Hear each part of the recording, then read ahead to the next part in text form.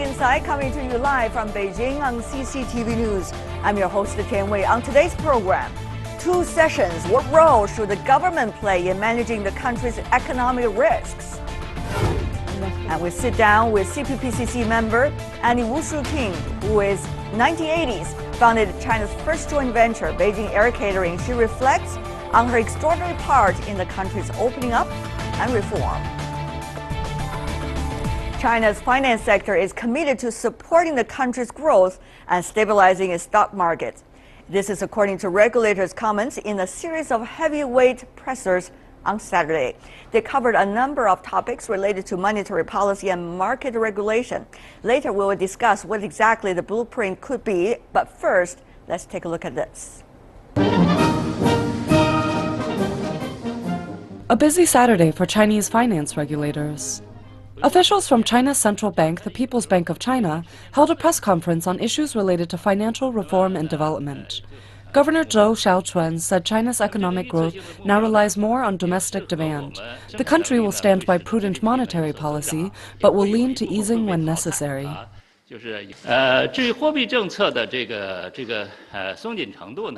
With regard to China's monetary policy, my personal estimation is that in the future, we'll still stick to the prudent monetary policy, given that in the future, there will be no major turbulence in the financial market and world economy.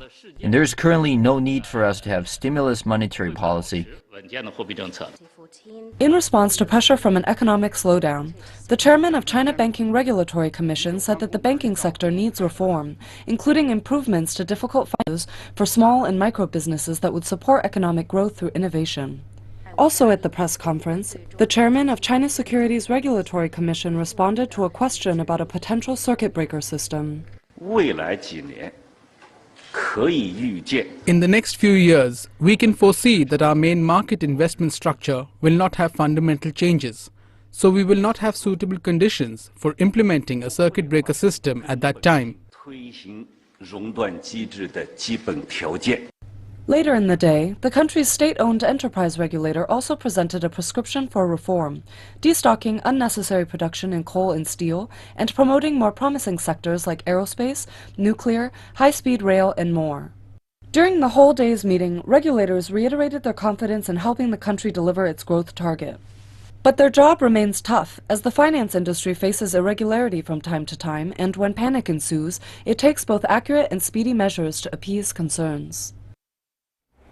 And for more about what these important press conferences, what kind of message they have already sent, is it going to make sense to the investors all over the world? We're joined here in the Beijing studio by Mr. Zhu Ning, who is the Deputy Director of the Shanghai Advanced Institute of Finance at Shanghai Jiaotong University. Welcome. And also in our studio, I have Professor Huo Deming, Professor from the National School of Development at Peking University. Also joining us from London, we have John Ross, who is a Senior Fellow with the Chongyang Institute for Financial Studies at Renmin University of China.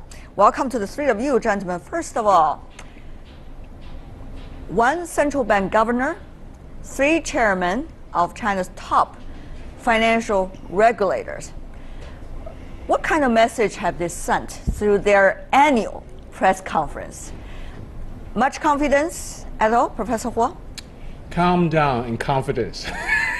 Because last year we have seen the turbulence in the financial market as well as the community. Everybody was shocked. Well, everybody likes it something, but in terms of improvements, it's probably a little bit over. So this time we need to calm down with the stability of the society, especially the GDP and growth and so on and so forth. So I'm all with confidence, and I'm also very, very cool. All for confidence, but is there confidence, Professor Zhu? Well, I think they're trying. I think in addition to the confidence, I think there's also reassurance. I think reassurance of 2 things. One is about China's commitment to further reforms. The other is, I think, China's commitment to maintain the stability of its financial system. So I think that is also very important. So I think it is sending a very clear message not only to domestic investors but also to international investors about, well, if there's going to be a systematic financial risks, the China central bankers and the three regulatory agencies will not sit on the sideline. They will take active actions to stabilize the market. You talk about reform. Yes, and China has never denied it's going to proceed with reform, but the question really is the rhythm and the pace. For example, with the Chinese Securities and Regulatory Commission, there was a lot of talk previously of so-called registration system. But now it seems, according to Mr. Liu Shiyu, who is the new head of that specific regulation committee, it's likely to go with a number of other sets of rules and regulations to create the best environment for it to come out, which means takes time, in other words. So what kind of message do you think when it comes to regards of the pace, the speed, the rhythm of reform vis-a-vis, quote-unquote, confidence building, Professor Zhu? Well, I think it's all in the details, right? We say that all the devils live in the details. So, well, I think clearly the pace of the reform will be slowing down. I mean, given two reasons. One is the very fluid situation in international financial situations. The second is, of course, after the sudden movement in Chinese stock market and in Chinese yuan's currency rate. I think there are lots of concerns about whether China is able to maintain its stability. So whenever we have such a panic or such a treacherous situation, I think the pace of reform will be slowing down justifiably. However, I mean, I also want to point out that many of the problems that we're facing right now is due to the lack of reform a few years earlier. So there's a little bit treacherous relationship. I mean, if we're not willing to push forward in light of the hardship that we're facing right now, we may have bigger trouble or bigger risk down the road. There's also the short term vis-a-vis the longer term, the short term pain or the longer term concern, Professor Huo. Yes. Well, a number of years ago, where we have the financial crisis starting from the Wall Street, and then I was thinking that maybe it's the time to have a domestic reform, say 2009, 2010. But obviously, then we were too busy to want to get the economy back to the platform. So, in a way, in a sense, that financial reform, it takes time, but we have to do it in a stable way, I shouldn't say in a more very aggressive ways. In some sense, I think the Chinese system has never been accustomed to the hasty or very drastic reform. Of course, having said that, by 1978, 79, that kind of reform is indeed very drastic. Whether it could be stable or taking your time, it has a lot to do with the realities on the ground. For example, at one of those answers in reaction to the questions coming from the press, and Mr. Liu Shiyu, once again, who is the head of the China Securities and Regulatory Commission, he talked about the circuit breaker. Remember, just a few months ago, circuit breaker, that was really the terminology on everybody's lips. But these days, according to him, things have changed. The chairman of the China Securities and Regulatory Commission, Mr. Liu Shiyu, said this: China will not reintroduce the circuit breaker mechanism to its stock markets in the next few years. This is a departure from their original plan, of course. What do you think, Mr. Ross, that when Mr. Liu made this statement, what kind of message is he going to send? He specifically talked about there are quite a number of lessons that can be learned from that. Well, I think crucially the matter is not really going to be determined by short-term movements on the stock market, whether there's a stock breaker or not. I think seen from an international perspective, the problem is that certain parts of the media have what I would call a manic depressive view of the Chinese economy, which is one week the fashion is China is about to overtake the United States probably in about 10 days' time, and then next week the theme is that China is about to collapse. Most things which happen are determined by much more long-term processes.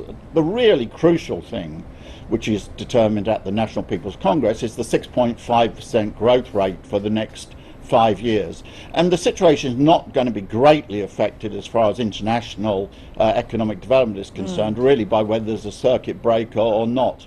In general, I'm in favour of letting free market processes go within reason, but really whether there is a circuit breaker or not is not really going to fundamentally affect the situation. But you know, Mr. Ross, a circuit breaker or not, that's only one of those case studies with which the policymakers at the time were trying to test what could be the practice used in order to positively deal with the market, and not to let the market so-called slide down to a dramatic level. But eventually that test did not work, at least this specific one.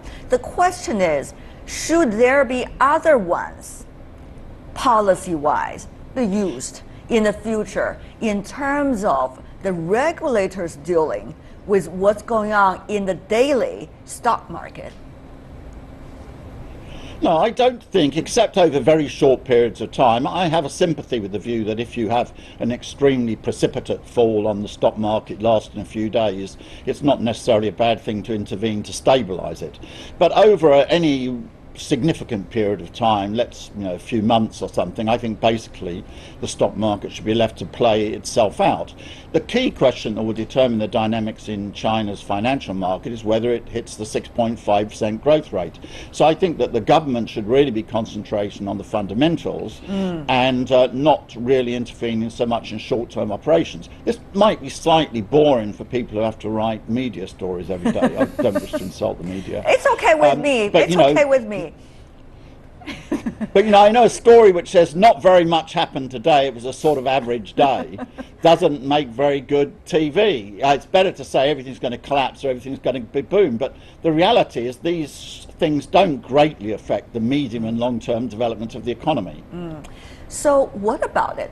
Mr. Liu Shiyu not only said what we quoted earlier about circuit breaker and also talking about lessons to be learned, he also talked about, in a very consistent tone with his predecessor and some of the others, about the government's, at least the regulator's role in an ever-evolving market. He is talking about, at least to some years, that the government or the regulator like him and his commission might act again at important times.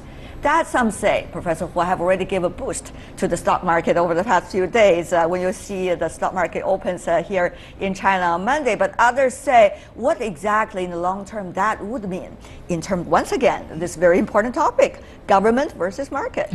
Professor. Good question if you ask me. It's forever there, isn't it, Professor? I wish I know in the long term, because I then I know where I'm going to put my money is. But in any case, look at the world, and the world is indeed, look at China on a day-to-day, daily basis, and its GDP's growth rate, inflation rate, especially the financial market and the stock market is the focus of a focus.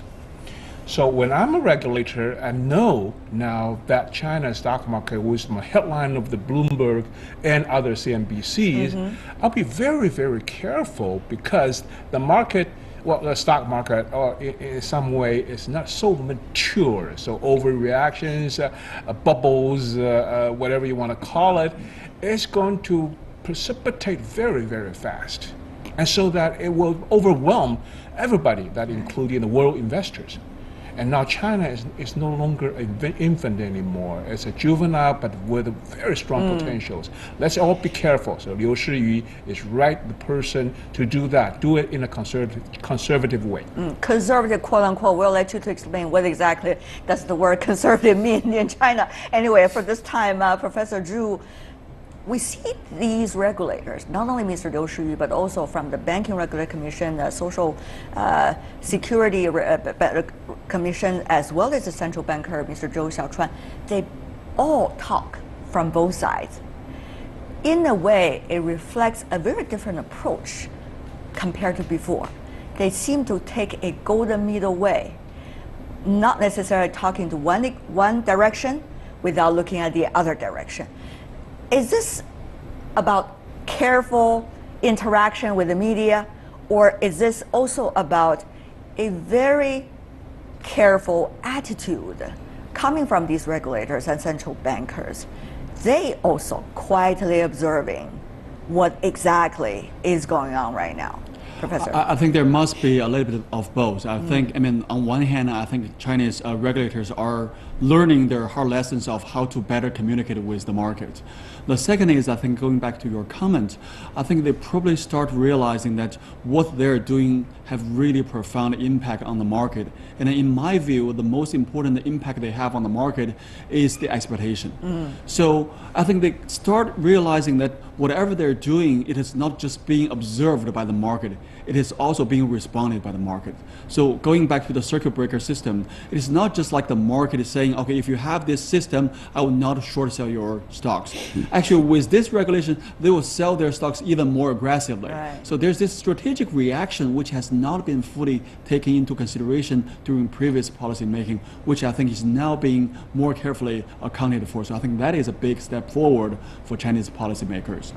But on the other hand, when it comes to what exactly are they having in mind? Remember Central Bank Governor Zhou Xiaochuan, when he was talking about at the press conference the monetary policy, especially the RMB exchange rate, he mentioned several factors that might eventually influence the decision coming from the central bank in terms of its interactions in the market. One of the things he specifically said, he said the market, especially the international economic situation, has been evolving, and China is part of it. Obviously, he's not suggesting China is going to be an exception, but rather everything goes with the rest of the world, so is vice versa. So in a way, it seemed to be a very observing attitude rather than a definite response, Professor Huo. Zhou Xiaochuan knows his priorities. I think in terms What is his priority according to you, do you think? Well, specifically, exchange rate.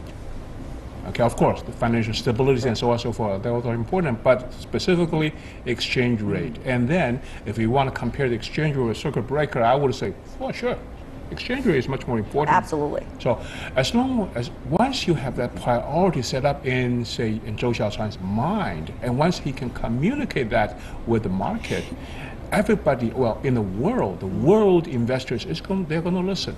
So they know what Chinese officials or at least financial these guys, regulatory authorities, they are heading for. And once the priority is clear, and then the real economy is important, and the circuit breaker becomes trendy words. But that's not. Since you talk about the priority, let's move on to another set of important questions.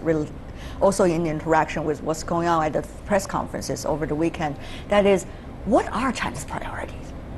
That's a big question mark for many other investors coming from overseas. Mr. Ross, I'm sure you have some thoughts about this. Some have been suggesting China has several priorities all at the same time, juggling with the three of them. First is economic growth rate, as you mentioned, from 6.5 to 7%, this range that has been stated in the government work report by the Chinese premier. Second, of course, social stability. That's always been a must for Chinese policymakers. And third, structural reform, especially supply side structural reform. So these three all tied up at the same time. But can that be all achieved with different sets of policies? Mr. Ross. Yeah, the answer I would give is yes, but I should explain why. Firstly, I just want to very much endorse the view that while I think the circuit breaker was a bit of a spectacular but not terribly important, the statements on the central bank on the RMB exchange rate were extremely important, and I think they had a stabilising effect on the market. The fundamental there is there will of course be short-term fluctuations, but there is no economic basis for a substantial, by which I would define as more than 5% either way, devaluation of the RMB. Secondly, that's the first thing, because all international investors are affected by the exchange rate, so that's decisive. Second, will China hit its 6.5% growth target? The answer I would give is yes, for fundamental economic reasons. The growth rate in the economy is determined by two fundamental factors. One is how much of the economy is invested, which in China is more than 40%. And secondly, how efficient is that investment in generating growth? actually it's not generally known that the efficiency of investment of China in generating growth is higher than the United States. And there's no reason, therefore, taking those fundamental macroeconomic parameters, why China should not hit the 6.5% growth rate. Incidentally, more important than the 6.5%, 7% growth rate for this year is the 6.5% over the entire plan, because that gives stability to people who are thinking of investing in China. All right, but my question really has a lot to do with what they say, killing 2 birds with 1 stone. Can we kill 3 birds with 1 stone? That is the question, Professor Zhu. I think my answer would be yes too, but I think it will be a very hard yes. While I think through a structural reform we could achieve those 3 goals at the same time, but then it is not easy to have those reform implemented for a couple of reasons. One is we have those vested interest group who will be resisting any reforms. Secondly, I mean, we have already faced some significant slowdown in economic growth, which makes the government have less resources, and also make it harder to push forward further reforms, for example, the RMB internationalization reform. So I think it is going to be hinging upon whether or how fast China is going to be able to push forward the more meaningful structural reforms, which will be able to ensure and sustain its economic growth in the longer run, not just in the next 2 years, but in the next 5 to 20 years. I see.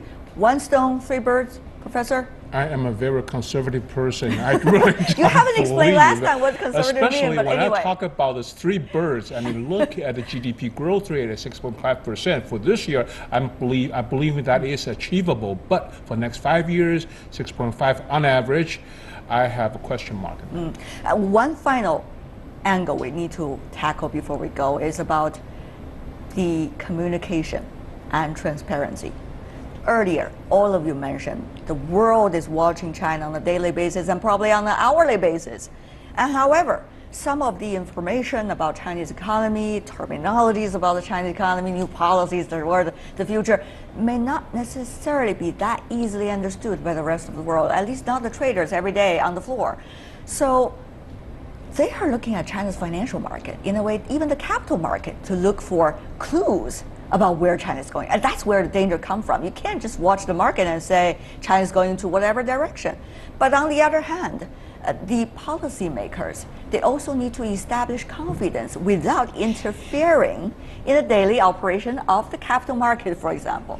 That's a very delicate balance to be done, Professor Zhu.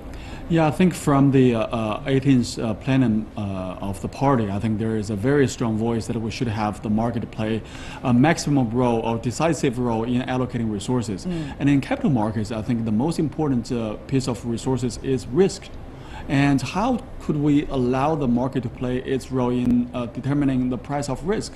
So in my newly published book, China's Guaranteed Bubble, I think we say, well, the government has to leave certain bad things to happen. Only the risk itself can alert or can warn investors that they have to pay more attention to what they're doing. I think we have a lot of Chinese domestic investors, even though they do not know too much about finance or investment, they walk into the financial markets without worrying too much about their losses. Why? Because they believe the market is not fully functioning. The government is going to bail them out eventually. It's that belief that is actually scaring away many of the international investors, because they wouldn't know what are the rules they will be playing by if something bad really happens. We do notice, Mr. Ross, that Liu Shiyu, the head of the Security Regulatory Commission, after talking about circuit breaker and many of the policies that his regulation commission is likely to move on to, did advise, shall we use the word, investors. Bear in mind, Chinese investors are mainly small-scale investors, individuals, and probably middle-sized investors. So he's talking about people should bear in mind the risks of the equity market. So, Mr. Ross, how long do you think that will take for China to establish that culture, the culture of understanding the market will play a decisive role, and let the market play a decisive role, even for small individual investors? Well, I'm afraid I think it will take a very long time, and in a certain sense I don't think it will ever happen, because the key thing about mature capital markets is they're not dominated by small retail investors who play a rather small role within it. They're dominated by big institutional investors, and the big institutional investors have the resources to do the research, to do the statistics, etc., to deal with this situation. So it's still a sign of the immaturity of China's capital markets, and it's still dominated by retail investors. So it really takes an institutional, structural position, because no individual, even somebody who's an economist, has all the facilities to undertake research on what's happening on the stock market, right, whereas a big investment banker or somebody can. So it needs maturation in the market itself. Professor Huo, briefly? Until the Chinese financial market is open to everybody, to the rest of the world, before that, stock market is going to be dominated by the small individual, family, household investors, and that's going to take a long time for that situation to change. I see. Professor Zhu, final words. And I also think we have to have the little guys realize they're not a very good investors. In the US, I mean, investors lose a lot of money, and over 20 years, they gradually exit the market. In China, we should have them realize their shortcomings as well. And to let them have the learning curve. Exactly. Thank you so much, Zhu Ning, Huo Deming, and also John Ross. Gentlemen, really appreciate it. Thank you so much. Stay with us here on World Insight. We've got our final segment coming right up. We sit down with CPPCC Standing Committee member Annie Wu Suk-Ching, who in 1980 founded China's first joint venture, Beijing Air Catering. She reflects on her extraordinary part in the country's opening up and reform.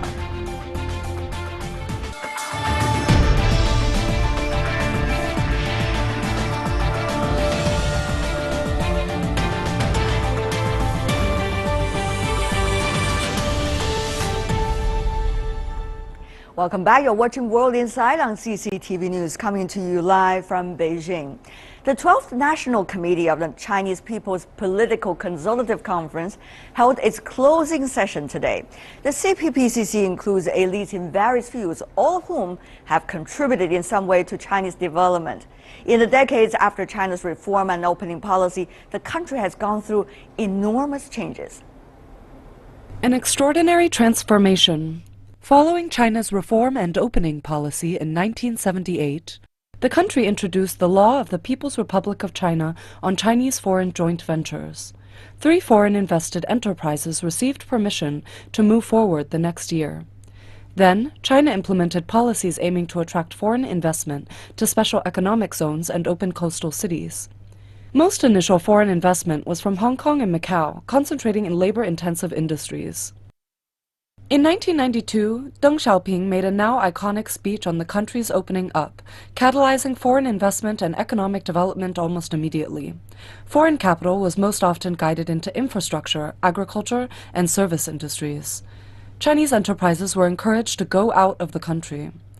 Dramatically raising international trade has driven China's transformation into the world's second biggest economy. This year, further reforms and opening up policies are expected to lead China's economic development into the future. Talking about the reform and opening up, there's one person we can really talk to, Miss Annie Wu Suk-Ching. She is a member of the Standing Committee of the 12th National Committee of CPPCC. She's also the honorary chairwoman of the Beijing Air Catering Limited, which is in 1980 being established and became China's first joint venture company.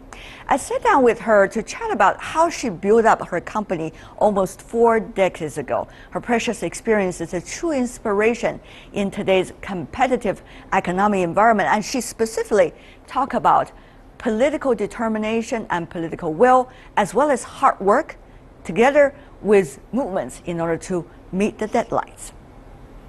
We have the chance to meet the late Mr. Suk-Ching in a cocktail reception in Hong Kong in 1979. So he came back from a trip from USA, and then he was having a reception hosted by the New China News Agency in the Maxim's restaurant. In Hong Kong? In Hong Kong. That restaurant was run by your father? Yes, it was in Causeway Bay. And then my father and myself, we were very fortunate to be invited. So Mr. Xi shook my father's hand and said, "Oh, Mr. Wu, I'm in Guangzhou. Why don't you come and do some business in Guangdong and Guangzhou? Look forward to see you there."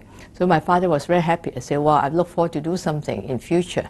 So that started our fantasy of trying to do something in the mainland. And it was a very interesting start, because after that, the former director of New China News Agency asked my father to go to meet him and said, Mr. Wu, we have an invitation from Beijing for you to travel to Beijing to talk about a business, a joint venture business. So my father thought, well, this is a very good opportunity to go to Beijing for the first time. So we went up to Beijing, and then when we went to Beijing to meet the people in the CAAC. What kind of business was that? At first we thought it's going to be a restaurant business, but it turned out to be an air catering business. Because it is very different. It's completely different from our understanding, because in Hong Kong we are running restaurants, European restaurants and cake shops. And then when we went to Beijing, we understood that CAAC, which is actually the China Civil Aviation Administration of China, they wanted to have an airline catering to be set up to start the inaugural flight between China and USA. So there was no formal air catering business at all at the time in China? In those days, none. They were just 1979. 1979. But that was a very interesting experience for my father and myself, because we have to travel from Hong Kong by rail to Guangzhou, and they wait for another 2 hours and take the old-fashioned, what we call the TriStar flight, all the way to Beijing. So if we started traveling from Hong Kong by 10 o'clock in the morning, we would arrive in Beijing by about 9:30 at night time. Wow, that's already a whole day. It's a whole day. Back and forth, already 2 days wasted. Should be. And then if you don't catch a plane, then you have to be stranded in Guangzhou, and then maybe take some kind of a car to go to the border between Lowu and Shenzhen, and then walk through the wooden bridge. In those days, we still have to walk through the wooden bridge to cross the border. Very interesting experience. And looking back, it's just like yesterday. It was, but it was 1979. So how did it work? When you had this idea, how did that eventually work out? I think when we started discussing the business project with our partners in CAAC, where we are on the same track of mind, because we wanted to do something for the motherland, and then we wanted to do something quickly, because they told us they have a timeline and they have to get the project finished by May 1980. So less than 1 year. Yes. To have this idea, establish the real company, and produce it, and make it available for the direct flight between US and China. First time we went there was in June 1979. So speed was very important, and the design was important, and to get all the equipment for setting up of the flight kitchen. It's already mind-boggling to me. So how did that work? So when we went back, we talked to the technical partner, but they said, well, we have to see the contract. If there's no contract, how can we start doing something in Beijing? There's nothing going to be legal. Then we started out the discussion of the Memorandum of Articles of Association with CAC, and then we discussed about all the terms and conditions. And then by September, they said that we have no laws in China for business. So what we did was we translated all the business laws in Hong Kong from English to Cantonese Chinese. We took all the paperwork into Beijing, and they translated the Cantonese Chinese into Mandarin Chinese. And then we signed the whole memorandum and articles of association in one night. And it's very interesting because it's very trustworthy. I heard, though, through the grapevine that you were the typist. I was. I was actually. We started negotiation and getting going through all the paperwork from 10 p.m. finished until 6 a.m. in the morning. And then our Chinese partners, they had to go back to report to the bosses. And then I started typing it until about noontime. So when we started to sign the deal by 3 p.m. Oh, I have to also add one thing. My mother was making coffee for us too, to make sure that we are not sleeping. It's a totally family business. It's totally family business in those days, because I think in our heart we wanted to do something for our country. We wanted to make sure that it worked. And also with our partnership with the friends, actually we don't know them and we could not communicate properly. But I think within all of us we have one goal. We try to get things done on time. If I remember right, 50 approval seals you have to get in order to get the business moving. So how does that process work? So it's a very mysterious way, I would say, very subtle way. Our Chinese partners, they have to present all the papers for all the different committees, and they have the big meeting. So everyone was discussing, asking them about questions, because no one knows what is going on. And they have never had this kind of arrangement to approve joint ventures. So whenever they have a question and all these points, our Chinese partner will say, well, please come up to see us in Beijing, or we try to see you in Guangzhou. So in between, we went through 11 times of changing all the wordings. And then still we could not get the approval because no one dared to say yes. There were 3 joint ventures. We are the #1 to be considered. Tell us how you get those 50 seals. Well, not that easy, because after all the discussions, finally, my father was asked by the Director General of CAC, say, Mr. Wu, we cannot wait. Please spend the money first, buy the equipment, and then this is the handshake. And after the handshake, please go back and get things done first. And we try to set up the whole facility and hopefully to get the approval before we open the plant for business. How much did they ask?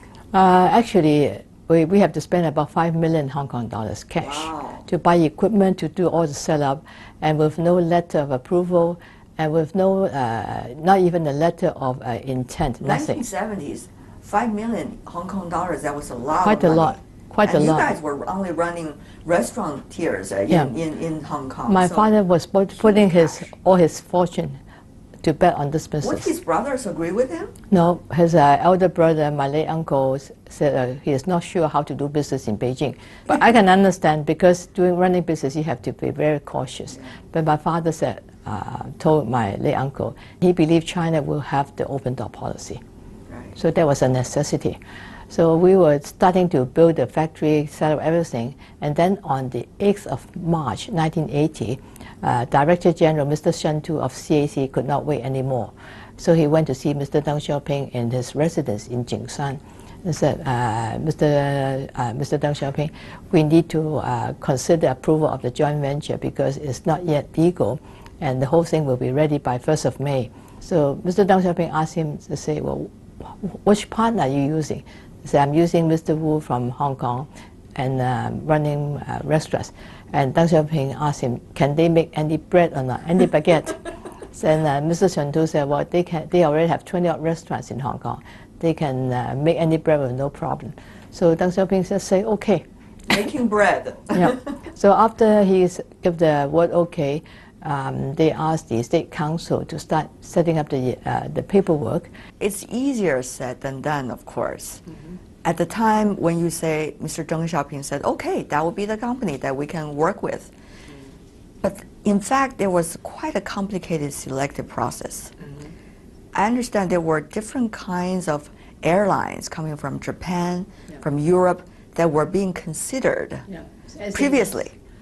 Japan Airlines and Singapore Airlines. I see. Including us from Hong Kong, is 4 different parties to be considered. But then SAS and Singapore Airlines asked CAC for documentation, say all the legal documents and how do you set up the joint ventures and paperwork. So the CAC, I think they have not yet started to think about the legal infrastructure. And I hear that Japan Airlines told them that the infrastructure, the building was too old-fashioned.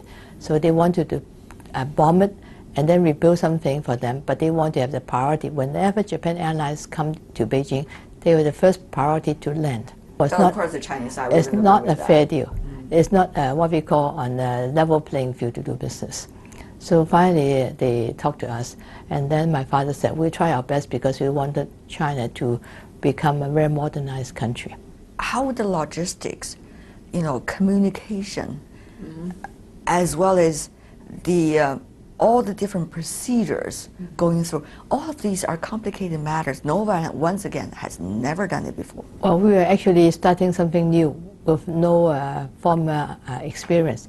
Even our partners, the CAC people, they have no idea what was going on. They were really trying, as Deng Xiaoping said, setting the stone to cross the river. But I think we have very good intention. We wanted to beat the deadline. We want to make sure that we can have the first-class flight kitchen for Beijing, and we want to make sure that we can have the inaugural flight between China and USA on time. So that was really the determination.